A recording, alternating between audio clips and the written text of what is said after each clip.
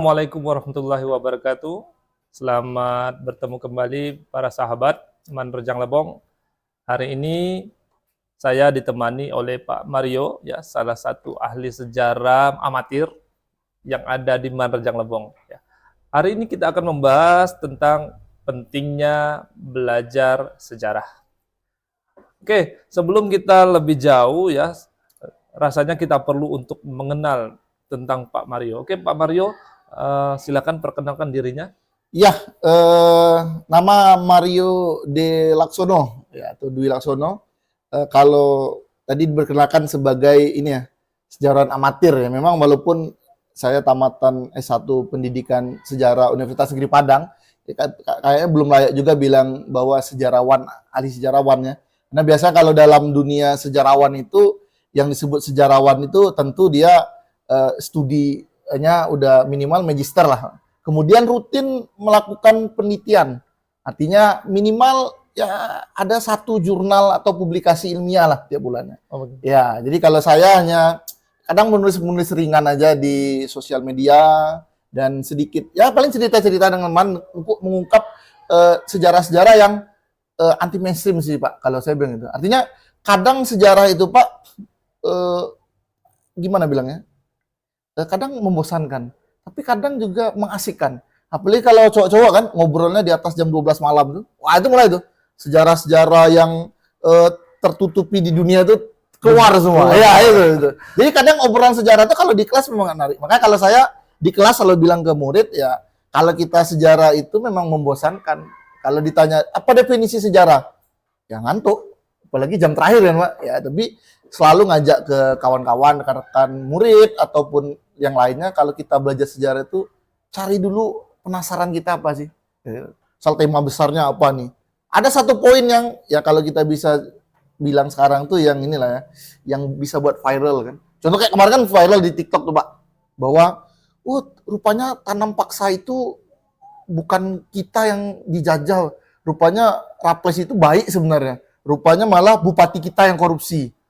Bukti-bukti kwitansi pembayaran pekerjanya ada kok, dikorupsi sama bupati, kan jadi menarik gitu. Tapi kalau yang di LKS atau di buku-buku ya memang ya itu kan sejarah standar ya Pak. Jadi memang kadang ya monoton gitu.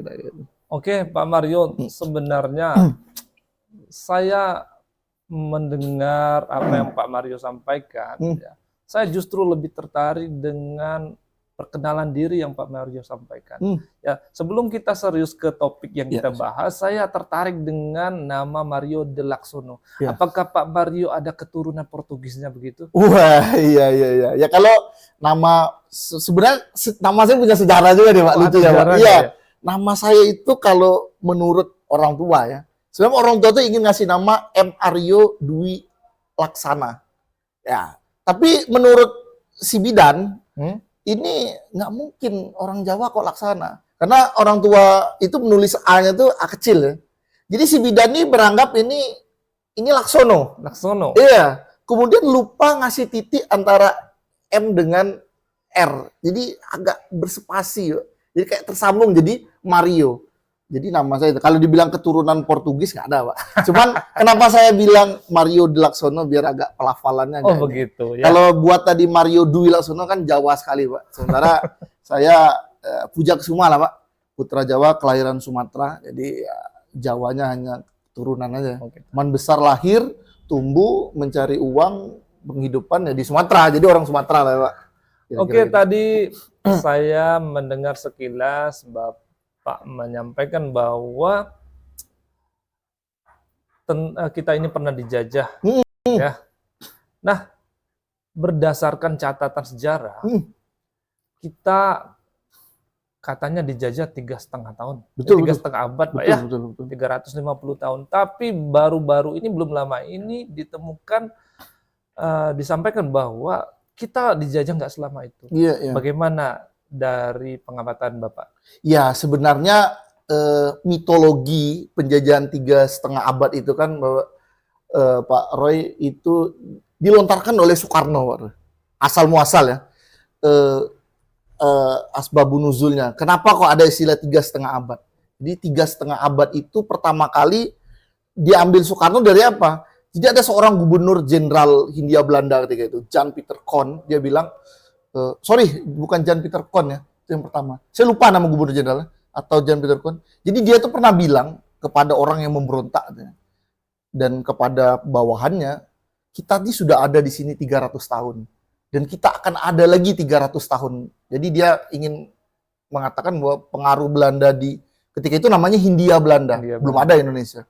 Dan kemudian itu dipakai lagi oleh Soekarno bahwa kita ini udah dijajah 3,5 abad, jadi kita harus melawan. Jadi kalimat itu hanya untuk membangkitkan semangat gitu. Karena kenapa Pak Roy? Perlu diingat, walaupun kita merdeka tahun 1945, itu jangan langsung bayangkan tahun 1945 kita kayak sekarang hidup enak, pergi sekolah, enggak. Perlu diingat, 1945, 17 Agustus, itu kita memproklamirkan. Dan perlu diingat Pak Roy, di tahun 1945 itu belum ada live streaming, ya kan? Belum ada wartawan, belum ada TikToker, ya kan? Ya, Soekarno dulu nggak bisa kayak sekarang, ya kan? Mungkin pakai live TikTok, ya kan? Ya, bung, kita mau live bentar lagi ya, jangan lupa tap-tap layarnya. Nggak ada. Dulu kan nggak ada media. Bahkan berita Indonesia Merdeka 17 Agustus itu nggak pada hari itu semua orang tahu. Contoh kayak kita di Bengkulu ya. Bengkulu itu baru tahu kita merdeka itu bulan September. Berapa bulan tuh? Ya, hampir sebulanan baru tahu kita. Jadi prosesnya panjang. Nah, kenapa Soekarno mengeluarkan kata 3,5 abad itu untuk membakar semangat? Kita kan udah dijajah 3,5 abad. Tiba-tiba Belanda datang lagi. Ya, ingin menguasai lagi. Karena perjanjian antara Jepang dengan sekutu adalah bahwa Jepang harus menjaga status quo semua daerah yang dikuasai. Status quo apa terakhir yang ada di Indonesia? Indonesia punya Belanda. Walaupun Belanda ketika itu kan kabur ke Australia. Jadi pemerintah Belanda ketika itu, gubernur jenderalnya bernama Van Mook, itu kabur. Mereka kabur semua ke Australia. Dan kita, itu rakyatnya ditinggal. Datanglah Jepang ketika itu. Nah, ketika Jepang kalah, Jepang udah berkuasa 3,5 tahun tadi, itu dipaksa oleh sekutu, Amerika dan kawan-kawan, untuk menyerahkan semua wilayah yang telah mereka kuasai oleh Jepang. Nah, ada kecelakaan sejarah di sini, Pak Roy. Indonesia itu tiba-tiba memproklamirkan. Jadi ini fun fact pertama ya kawan-kawan. Nggak ada negara yang merdeka sendiri. Nggak ada. Nggak ada. Kita bisa cek. Malaysia itu diberikan Inggris ketika mereka pertama federasi kan, ya, negara persemakmuran, Commonwealth. Korea pun juga kayak gitu. Kita sendiri, kita memerdekakan proklamasikan sendiri. Makanya biasa orang banyak ahli mengatakan ya. Kemerdekaan Indonesia itu kecelakaan sejarah. Dan itu ya lagi-lagi perjuangan para pemuda. Seandainya ketika itu pemuda nggak menculik Soekarno di peristiwa Rasengklo. Karena perlu diingat Pak Roy, Soekarno ketika itu ingin merdeka menunggu Jepang lewat PPKI. Itu sekitar akhir Agustus. Sultan Syahrir dan Soekarni, kelompok pemuda, nggak mau karena udah tahu Jepang tuh kalah. Kalau kita nggak cepat-cepat merdeka, nanti akan ada peristiwa lain. Oh gitu. Makanya ketika Soekarno balik dari Vietnam tanggal 15, itu para pemuda langsung nemui Soekarno. Ayo Bung, kita merdekakan Indonesia. Soekarno nggak mau. Pemuda ngumpul lagi. Wah ini nggak bisa pemuda Soekarno dibiarkan gini. Akhirnya tanggal 16 diculik. Diculik, akhirnya ada di Indonesia merdekalah kita 17 Agustus. Jadi analogi 3,5 abad itu sebenarnya hanya untuk membakar semangat. Untuk membakar semangat. Ya, jadi bukan arti kita dijajah 3,5 abad. Maka kalau hari ini saya sering bilang ke murid-murid, kita lupakan bahwa kita dijajah setengah abad. Yang betul itu kita berjuang 3,5 abad. Iya, berjuang kita 3,5 abad, bukan jajah. Kalau kita dijajah kan kayak, masa kita nggak bisa melawan orang gitu kan? Kira-kira kayak gitu. Mungkin itu ya gambaran. Jadi analoginya, mitos itu cuma untuk membakar semangat. Iya, biar orang-orang kan perlu diingat Pak Roy, beberapa orang kan masih pengen waktu itu kerjasama dengan Belanda. Nggak apa-apa lah kita dijajah Belanda. Beberapa orang ya, orang Indonesia. Artinya ada momentum untuk memanfaatkan keadaan untuk kepentingan pribadi. Iya betul, ada banyak, nggak sedikit. Jadi Soekarno itu membakar agar kita melawan habis-habisan. Kira-kira kayak gitu. Ada nggak bukti-bukti yang menyangkal bahwa benar tidak 3,5 abad? Wah banyak sekali Pak Roy. Kalau kita bilang bukti-bukti ya, bukti yang paling konkret aja sebelum 17 Agustus 1945 kan nggak ada negara bernama Indonesia. Jadi kan menyatakan Indonesia negara baru, Pak Roy. Baru dibentuk 1945. 45. 45. Iya. Oh, iya Ya, benar. baru negara. Nggak ada, bahkan nama Indonesia itu sendiri, Pak Roy, baru muncul abad ke-20, tahun 1900. Itu untuk, Indonesia itu istilah geografi, Pak Roy. Istilah geologis. Jadi ada ahli dari Eropa, ingin menyebutkan wilayah Kepulauan Hindia. Jadi kan nama kita dulu itu kan Hindia Belanda, Pak Roy. Hindia. Kenapa disebut Hindia Belanda? Karena kita itu kepulauan yang ada di Samudra Hindia. Nah, kadang orang bingung nih mau nyebut Hindia nih, kadang salah dengan India, Pak. Ya, makanya akhirnya muncul Indonesia. Indonesia itu artinya Kepulauan Hindia. Kepulauan Hindia. Hindia, Kepulauan Hindia. Jadi ambil Indonesia. Jadi itu bukti yang pertama. Kemudian bukti lainnya jelas. Aceh itu Pak Roy negara berdaulat sampai 1908. Sultan Aceh itu baru menyerah. Perang Aceh itu perang paling lama, Pak Roy. Perang yang paling membuat Belanda rugi itu perang Aceh salah satunya. Kenapa? Nggak kalah-kalah aja. Kalah itu ketika Snok Hugronje itu mualaf gitu, banyak menyangkal dia nggak mualaf, dia cuma belajar Islam, tapi ya banyak makini dia mualaf karena dia udah masuk ke Masjidil Haram gitu. Mualaf datang ke Aceh, akhirnya tahu cara untuk mengalahkan Aceh. Caranya apa? Buat rakyatnya ini terpecah belah dengan apa? Hal-hal khilafiyah agama, kunut nggak kunut, tahlil nggak tahlil. Nah, akhirnya mulai nih masyarakat nih nggak bersatu. Nah, itu cara menaklukkan Aceh itu. Terus Bali itu 1904. Ketika itu Raja Buleleng Gianyar melakukan namanya Perang Puputan. Bukan Puputan yang I Gusti Ngurah Rai. Jadi sebelum I Gusti Ngurah Rai itu ada lagi Perang Puputan. Bali ketika itu diminta menyerah sama Belanda. Raja Bali nggak mau itu. Perang Puputan. Raja, anak raja, permaisuri, semuanya pergi ke medan perang. Nggak pakai senjata, Pak. Perang untuk mati. Jadi mereka nggak mau menyerah. Oke, Pak Banyak Mario. sekali.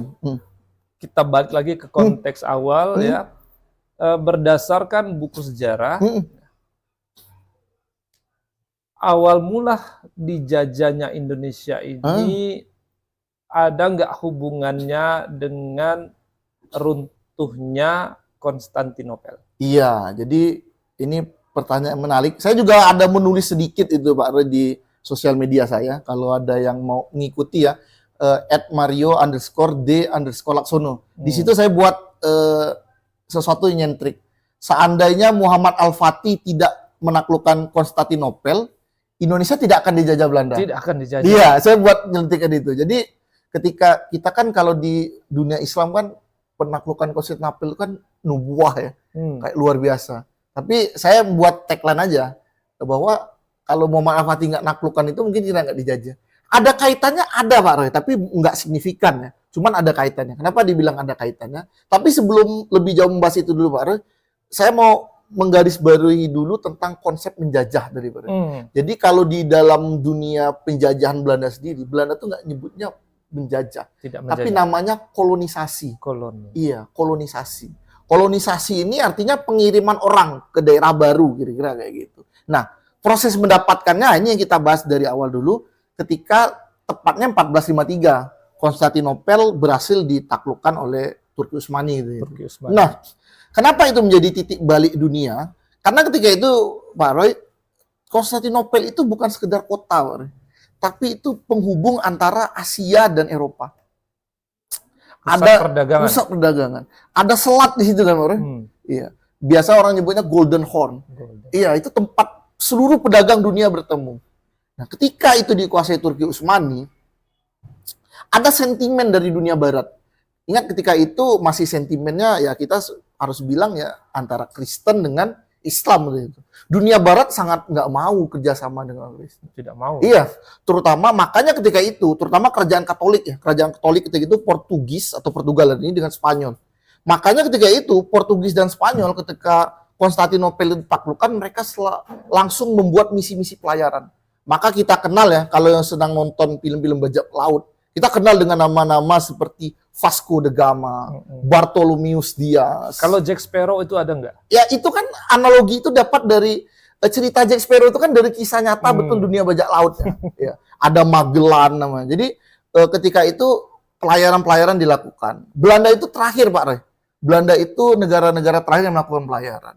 Nah, beruntungnya Belanda ketika itu, Belanda masuk ke wilayah yang baru ketika itu, yang dimana Portugis dengan Spanyol belum kuat gitu itu. Karena Portugis dan Spanyol itu baru di timur Indonesia. Belanda datang di Banten. For your information, Pak Roy, 350 tahun itu dihitungnya dari kedatangan pertama Belanda, yaitu namanya Cornelis de Houtman, tahun 1690-an. Di mana? Pelabuhan Sunda Kelapa, Banten. Awal-awalnya Belanda tuh nggak diterima, Pak Roy. Nggak diterima, awal-awal nggak terima karena satu dan lain hal, baru kemudian diterima. Misi pertama tuh misi-misi biasa aja, perdagangan. Nah, Belanda itu baru mulai tanda kutip menjajah itu kan ketika perusahaan-perusahaan swasta itu disatukan oleh kerajaan Belanda yang kita kenal dengan nama VOC. VOC. Nah, VOC itu BUMN singkatnya, Pak. Iya, BUMN. Dibentuk oleh kerajaan Belanda, dikasih hak-hak istimewa. Nah, akhirnya VOC itu seperti negara berjalan. Ya, makanya VOC sebenarnya lebih lama daripada Belanda sendiri. Jadi VOC itu dari tahun 1700-an sampai 1800 akhir lah ketika itu.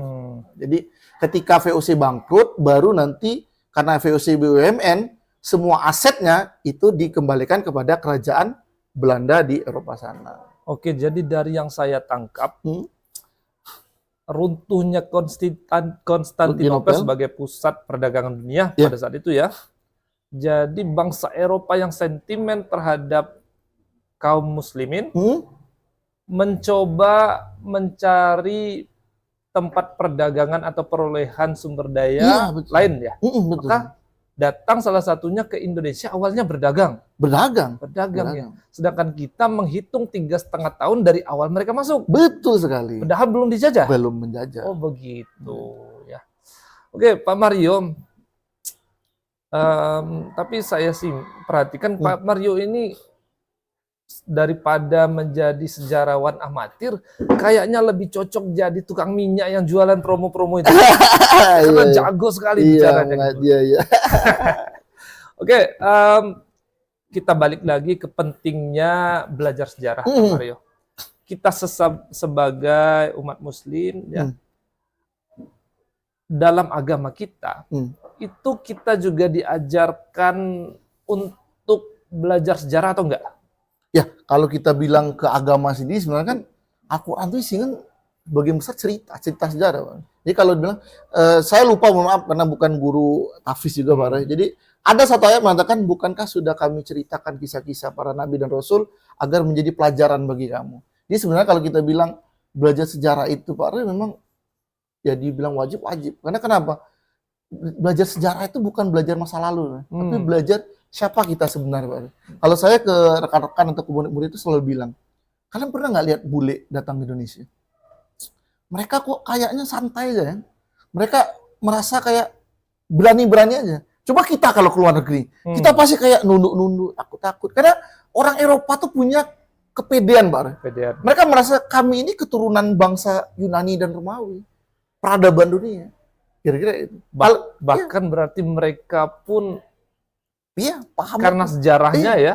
Kalau kita kan kita bingung. Kita kalau dibilang kita nih lebih tua dari bangsa Eropa atau enggak, Pak? Kita aja tahunya kita Tekanthropus. Makanya ini sedikit tentang sejarah kita yang sangat panjang, Pak. Saya selalu bilang ke murid, sejarah kita itu luar biasa sebenarnya. Yang paling luar biasa adalah bagaimana kita merubah point of view, Pak. Sudut pandang kita. Contoh, Pak Roy. Peninggalan prasejarah kita ya, Pak Roy, yang kadang dibilang Tekanthropus, monyet, purba, dan lain-lain. Yang paling simpel aja, Pak Roy. Lukisan dinding di gua, Pak Roy. Perlu diketahui, Pak Roy, lukisan dinding tertua di gua yang ada di dunia, itu di Indonesia, Pak Roy. Di gua Sulawesi di Maros. Itu diperkirakan ahli sekitar 52.000 sampai 62.000 tahun. Mungkin simpel, Pak Roy. Lukisan di dinding. Ada gambar abstrak, ada menyerupai hewan, ada menyerupai tangan manusia. Mungkin simpel ya, Pak Roy. Tapi kan poin pertanyaan pertama, Pak Roy, di mana mereka membeli cat dulu, Pak Roy? Kan nggak ada toko bangunan. Betul. Kan beli kan nggak bisa, Pak Roy. Otomatis cat itu mereka produksi. Kemudian gambar, Pak Roy. Kalau kata SpongeBob itu, Pak Roy, imajinasi. Iya, Pak Roy. Gambar itu butuh imajinasi kan? Betul. Saya aja hari ini, Pak Roy, gambar itu nggak bagus. Tapi manusia di 60, let's say kita bilang paling kecil 50.000 tahun lalu. bisa menggambar, dan gambarnya bisa kita lihat sampai hari ini. Cat rumah kita aja tiap lebaran kita cat lagi. Jadi artinya Pak Roy, belajar sejarah penting itu agar kita tahu kita ini keturunan siapa Pak. Agar kita punya kebanggaan Pak Roy. Makanya saya bilang ke murid-murid, kita tuh nggak dijajah. Kita berjuang 3,5 abad. Jadi kita ini bukan bangsa terjajah, tapi bangsa pejuang Pak Roy. Karena ada satu yang menarik, ada satu ya Pak Roy. Namanya Yuri Lina, orang Rusia. Dia buat buku namanya Ancient History. Jadi kata Yuri Lina, ada 3 cara untuk meruntuhkan suatu bangsa. Bagaimana? 1, hancurkan semua bukti sejarah yang ada di wilayah tersebut. 2, sampaikan kepada generasi selanjutnya bahwa nenek moyang mereka, pendahulu mereka tuh bodoh, primitif. 3, ya sembunyikan terus sejarah itu. Karena lagi-lagi Pak Roy, masa lalu itu membuat kita ada pride Pak Roy. Pride itu menghasilkan semangat baru, kebanggaan kita yang baru. Jadi kalau kita bilang Pak Roy, kita ini kan kayak bingung.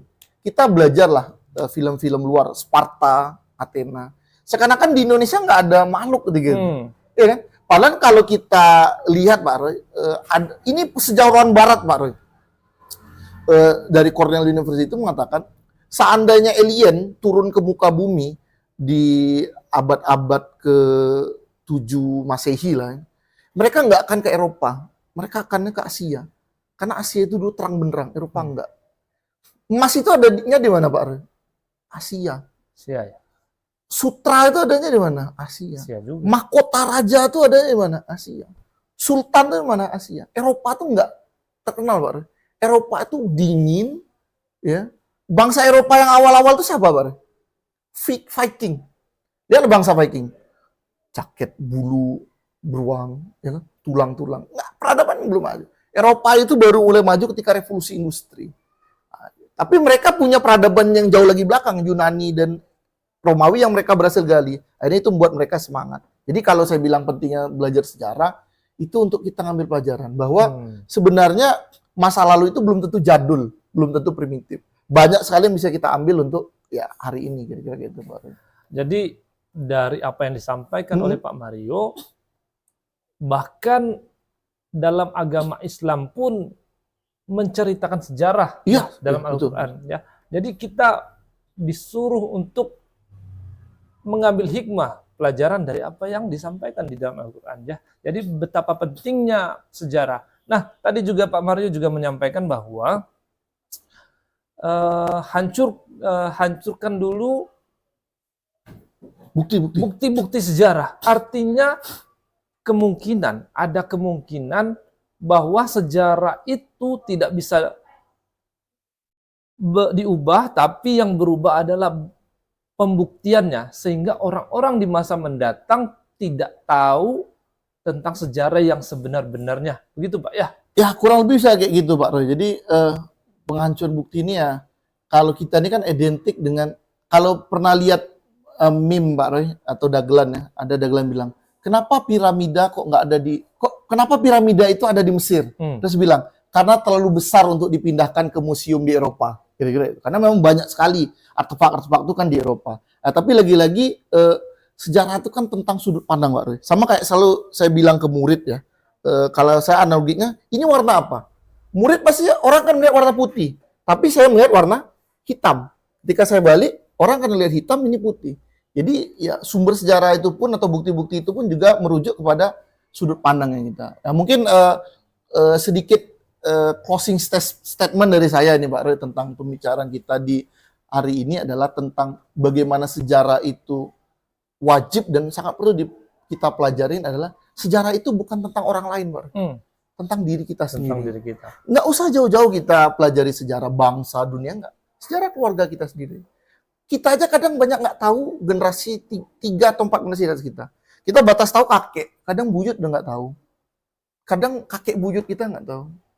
Jangan-jangan kita ini keturunan orang hebat dulu Pak. Iya, saya selalu bilang ke murid, contoh kayak kita di daerah Bengkulu. Pahlawan di Bengkulu ini kan sedikit itu tahu. Fatmawati. Itu pun karena diajak nikah sama Soekarno juga kan. Kalau nggak dinikahi Soekarno mungkin nggak terkenal juga Fatmawati. Tapi Masa nggak ada orang yang berjuang dulu di daerah kita ini? Jangan-jangan kakek kita dulu berjuang, buyut kita berjuang. Makanya penting sekali kita, minimal kita aja dulu. Saya hari ini mulai Pak Roy, saya pribadi, itu mulai yang sering orang lupa sekarang udah tinggal menulis Ranji Pak Roy, garis keturunan. Saya mulai itu Pak Roy mencari, oh nama saya Mario, bapak saya Purwanto, kakek saya Slamet, bapak kakek saya Marsudi. Saya mulai cari Pak Roy, untuk saya turunkan ke cucu saya. Ini kakek kamu ini, kakek kamu ini. Jadi itu sejarah paling kecil itu Pak. Baru mulai sekitar kita dan lain-lain. Jadi pentingnya sejarah itu bukan untuk siapa-siapa, bukan juga untuk, kadang ada yang bilang, untuk apa juga kita romantisme masa lalu, nostalgia, yang penting hari ini. Betul, itu betul juga. Cuman sedikit kebanggaan di masa lalu itu kan bisa menjadi pemantik Pak. Jadi harapannya dengan kita mengetahui masa lalu kita, satu kita nggak minder, bahwa kan kita sekarang kan, ini kan agak prihatin Pak. Tahun lalu itu kan saya lihat berita ada 5.000 orang WNI pindah warga negara. Walaupun betul ya, pindah warga negara tidak menunjukkan bahwa mereka tidak nasionalisme, man kan agak disayangkan. Kira-kira kayak itu. Itu kan karena kita mungkin ya nggak bangga jadi orang Indonesia. Jadi mari hari ini ya kita sengantuk-antuknya belajar sejarah, ya kita carilah topik yang menarik Pak. Saya selalu bilang ke murid-murid, cari betul sisi-sisi menarik dari sejarah. Pasti ada. Satu dua kita cari. Ini itu aja kalau desa Pak. Oke, sebelum kita tutup ya, saya mohon maaf dulu ini Pak Mario ya. Silakan dicicip kopinya. Oh iya, ini terima kasih. Kopi virtual. Iya. Ya, bagaimana rasanya? Ini luar biasa ya. Luar biasa, ya. Oke, sahabat Marejang Lebong semua ya. Dari sini kita simpulkan bahwa belajar sejarah itu penting sekali. Penting sekali. Jangan kita lupakan sejarah. Iya, jas merah kata Jas merah. Jangan lupakan sejarah ya.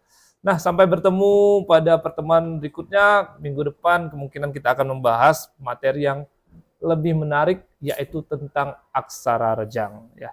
Oke, terima kasih. Wassalamualaikum warahmatullahi wabarakatuh. Waalaikumsalam. Oke, terima kasih Pak Mario ya.